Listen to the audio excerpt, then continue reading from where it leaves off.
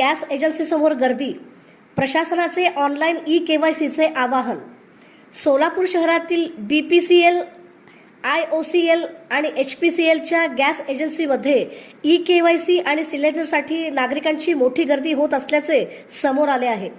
यावर जिल्हाधिकारी कार्तिकेयन एस यांनी नागरिकांनी घरी बसून QR कोडद्वारे ई-केवायसी करावी, तसेच अनावश्यक गर्दी टाळावी असे आवाहन केले आहे.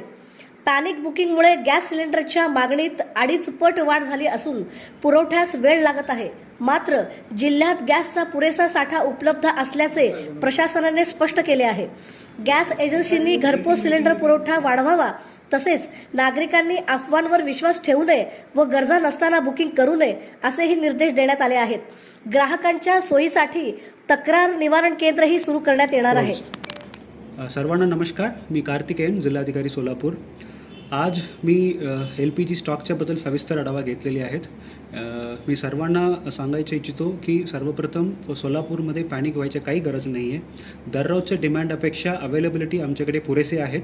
आणि ई-केवायसी आता विशेषतः मला अशा लक्षात आलं आहे की रांगेत, एजन्सीच्या बाहेर रांगेत भरपूर लोक कडे आहेत. हे करायची गरज नाही आहे. ई-केवायसी आपल्याला QR कोडमार्फतसुद्धा आपल्याला करता येईल, ऑनलाईनमध्ये सुद्धा आपल्याला करता येईल. हे सोपी करण्यासाठी ऑलरेडी आम्ही बाईटसुद्धा दिलेली आहेत. परत एकदा तुम्हाला मी सर्वांना आवाहन करतो की ई-केवायसी जे काही करायचे आपल्याला रांगे यायची गरज नाही आहे. आपल्याला घरी बसून QR कोड वापरून आपल्याला ऑनलाईनमध्ये सुद्धा आपल्याला 2-3 मिनिटला आपल्याला ई-केवायसी करता येईल. धन्यवाद.